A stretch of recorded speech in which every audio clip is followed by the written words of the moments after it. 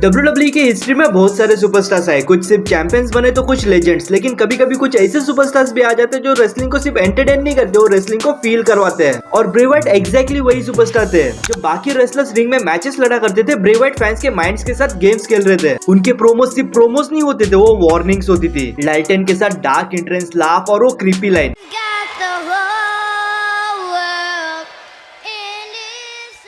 ब्रे व्हाइट ने WWE को एक हॉरर मूवी बना दिया था। फैंस उन्हें सिर्फ देखते नहीं थे, उनके कैरेक्टर को स्टडी करते थे। हर एक प्रोमो में हिडन मीनिंग होता था, हर एक स्माइल डेंजरस होती थी और धीरे धीरे ब्रे व्हाइट WWE के सबसे यूनिक सुपरस्टार बनते जा रहे थे। फैंस को तो यह लगा था कि WWE को फाइनली नेक्स्ट जनरेशन अंडरटेकर मिल चुका है, लेकिन प्रॉब्लम वही से स्टार्ट हुई, क्योंकि ब्रे व्हाइट कोई नॉर्मल रेसलर नहीं थे। उनको समझना काफी मुश्किल था और शायद WWE उनको कभी प्रॉपरली समझ ही नहीं पाए। हर बार जब ब्रे व्हाइट मोमेंटम बिल्ड करते, एक बैड बुकिंग डिसीजन लिया जाता, कंफ्यूजिंग स्टोरी लाइन होती, एक अननेसेसरी लॉस आता और सब कुछ डिस्ट्रॉय करके जाता। और फिर आता है द फिंड, एक ऐसा कैरेक्टर जिसने पूरे इंटरनेट को हिला दिया था। फैंस तो बोल रहे थे कि this is the best thing in WWE right now, लेकिन फिर WWE ने उस कैरेक्टर के साथ भी वही किया जो ब्रे व्हाइट के साथ सालों से करती आ रही थी। तो आखिर ब्रे व्हाइट के साथ गलत क्या हुआ था? कैसे WWE का मोस्ट क्रिएटिव सुपरस्टार एक ट्रैजिक स्टोरी बन गया था? और क्या ब्रे व्हाइट WWE के लिए टू क्रिएटिव थे? तो आज हम देखेंगे WWE के मोस्ट क्रिएटिव जीनियस ब्रे व्हाइट के राइज एंड फॉल वाली स्टोरी। लेकिन उसके लिए ये वीडियो एंड तक जरूर देखना है, क्योंकि ये सिर्फ एक रेसलर की स्टोरी नहीं है, ये इमेजिनेशन, क्रिएटिविटी और ट्रेजेडी की स्टोरी है। और हाँ, अगर आपको रेसलिंग स्टोरीज पसंद है तो वीडियो को लाइक करो, चैनल को सब्सक्राइब करो और बेल आइकन प्रेस कर दो, ताकि ऐसी अमेजिंग रेसलिंग स्टोरीज आपको देखने मिलते रहे।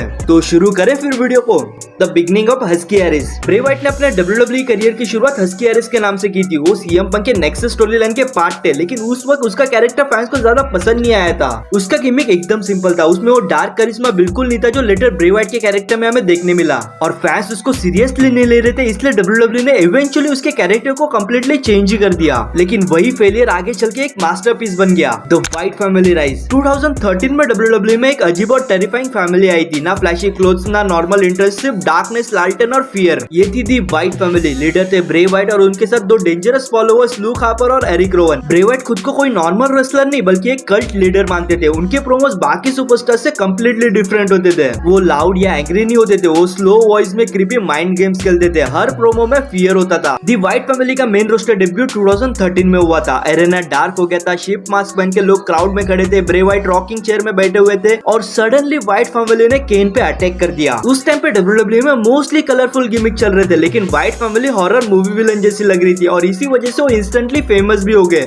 ब्रे व्हाइट प्रोमोस। व्हाइट फैमिली का सबसे बड़ा वेपन मैचेस नहीं थे, बल्कि ब्रे व्हाइट की माइक स्किल थी। ब्रे कंफ्यूजिंग बट डीप प्रोमोस देते थे। फॉलो द बजट जैसे लाइन सुनकर ऑडियंस को लगता था कि ये बंदा पागल भी और जीनियस भी। फैंस उनके प्रोमोस को यूट्यूब पे रिपीट में देखते थे। उसका स्पीकिंग स्टाइल इतना यूनिक था कि हर एक प्रोमो मूवी सीन जैसा लगता था और धीरे धीरे ब्रे व्हाइट WWE के मोस्ट इंटरेस्टिंग कैरेक्टर बनते गए। Daniel Bryan story line turning point. लेकिन व्हाइट फैमिली का बिगेस्ट मोमेंट तब आया जब उनकी फ्यूड डैनियल ब्रायन के साथ स्टार्ट हो गई। ब्रे व्हाइट ने स्लोली डैनियल ब्रायन को मेंटली मैनिपुलेट करना स्टार्ट किया, उनके ब्रेन को वीक फील करवाया और finally Daniel Bryan temporary white family को ज्वाइन करते हैं। लेकिन असली लेजेंडरी मोमेंट तब है जब स्टील केज मैच के अंदर डैनियल ब्रायन ने सडनली ब्रे व्हाइट पे अटैक कर दिया और उसके बाद पूरा एरेना एक्सप्लोड हो गया। क्राउड इतना लाउड था कि कमेंट्री तक सुनाई नहीं दे रही थी। आज भी ये मोमेंट WWE हिस्ट्री का ग्रेटेस्ट क्राउड रिएक्शन काउंट होता है और इसी स्टोरी लाइन ने ब्रे व्हाइट को ऑफिशियली मेन इवेंट लेवल का सुपरस्टार बना दिया। John Cena feud biggest problem start. 2014 में ब्रे व्हाइट की फ्यूड जॉन सीना के साथ हुई। ब्रे व्हाइट का गोल सिंपल था, जॉन सीना का डार्क साइड बाहर लाना है। उसके प्रोमोस अनबिलीवेबल थे, वो सीना को फेक हीरो बोलता था। स्टोरी लाइन प्रेजेंटेशन अमेजिंग थी, लेकिन प्रॉब्लम ये हुई कि ब्रे व्हाइट उस मैच को हार जाते हैं और यही इशू बार बार रिपीट होते गया। ब्रे व्हाइट को मॉन्स्टर की तरह बिल्ड किया जाता था, लेकिन इंपॉर्टेंट मैचेस में WWE उसको हर बार हरवा देती थी, चाहे वो जॉन सीना हो, दी अंडरटेकर हो या फिर रोमन रेंस के अगेंस्ट। फैंस को लगने लगा था कि ब्रे व्हाइट सिर्फ बड़ी बड़ी बातें करते हैं, रिंग में कुछ भी नहीं करते। इससे धीरे धीरे ब्रे व्हाइट का पूरा ऑरा डैमेज होते गया। WWE championship win. फिर आता है ईयर 2017। ब्रे व्हाइट एलिमिनेशन चेंबर में इंटर करते और बहुत स्ट्रगल के बाद फाइनली WWE चैंपियनशिप विन कर लेते हैं। इससे फैंस काफी इमोशनल हो गए थे, क्योंकि ईयर्स ऑफ हार्ड वर्क के बाद फाइनली ब्रे व्हाइट WWE चैंपियन बन गए थे। लेकिन अनफॉर्चुनेटली उनका टाइटल रेन ज्यादा लंबा नहीं चला, बिकॉज ब्रे व्हाइट ने काफी शॉर्ट टाइम में अपनी चैंपियनशिप लूज कर दी थी, जिससे फैंस को फिर वही फीलिंग आने लगी कि WWE ब्रे व्हाइट पे फुल्ली ट्रस्ट बिल्कुल नहीं करती।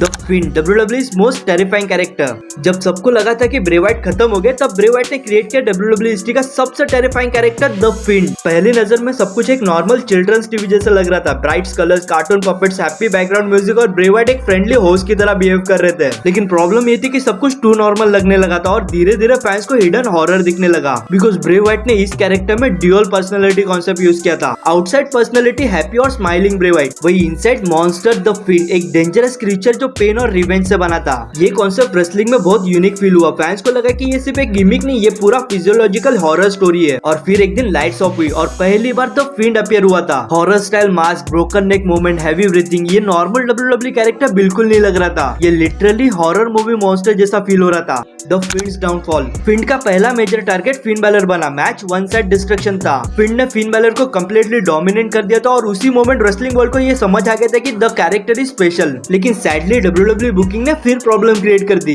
बिकॉज 2019 में फिंड का मैच सेथ रॉलिंस के अगेंस्ट हेल इन अ सेल में हुआ था। फैंस मास्टरपीस एक्सपेक्ट कर रहे थे, लेकिन एंडिंग रेफरी के स्टॉपेज पर खत्म हुई थी। पूरा क्राउड बुक करने लगा था, AEW के चैंट स्टार्ट हो गए थे और इसी बुकिंग डिसीजन ने फिंड के कैरेक्टर को ह्यूज डैमेज दिया। WWE रिलीज 2021 तक WWE ने ब्रे व्हाइट को रिलीज कर दिया था। रिपोर्ट रीजन थे स्ट्रेस, हेल्थ इशू और क्रिएटिव डिसएग्रीमेंट। पूरा रेसलिंग वर्ल्ड शॉक में हो गया था, क्योंकि जिस सुपरस्टार को फैंस क्रिएटिव का सिंबल मानते थे वही कंपनी से बाहर हो गया था। इमोशनल रिटर्न 2022 में जब फैंस को ये लगने लगा था कि ब्रे व्हाइट शायद अब कभी WWE में वापस नहीं आएंगे, तभी एक्सट्रीम रूल्स 2022 के एंडिंग पे अचानक एरेना की लाइट्स ऑफ हो गई। पूरा एरेना में क्रीपी विजुअल्स और ब्रे व्हाइट का ओल्ड कैरेक्टर दिखने लगा। फैंस समझ गए थे कि कुछ बड़ा होने वाला है। फिर स्पॉटलाइट स्टेज पे और मास्क उतार के ब्रे व्हाइट सामने खड़े थे। इंटायर क्राउड इमोशनल हो गया था। फोन फ्लैशलाइट ऑन हो गई थी और पूरा एरेना एक साथ गाने लगा। ये सिर्फ एक रेसलर का रिटर्न नहीं था, ये फैंस और ब्रे व्हाइट का इमोशनल कनेक्शन मोमेंट था। ट्रैजिक एंड 2023 में फैंस वेट कर रहे थे कि ब्रे व्हाइट फुल्ली हेल्दी होकर WWE में कमबैक करे, लेकिन अचानक से एक शॉकिंग न्यूज ने पूरे प्रो रेसलिंग वर्ल्ड को हिला दिया। बिकॉज ट्रिपल एच ने ऑफिशियली अनाउंस किया कि ब्रे व्हाइट अब इस दुनिया में नहीं रहे। रिपोर्ट्स के अकॉर्डिंग ब्रे व्हाइट एक सीरियस हार्ट रिलेटेड इलनेस से डील कर रहे थे, जो कोविड कॉम्प्लिकेशंस के बाद और डेंजरस बन गई थी। और सिर्फ 36 इयर्स की एज में ब्रे व्हाइट ने दुनिया को अलविदा कर दिया था।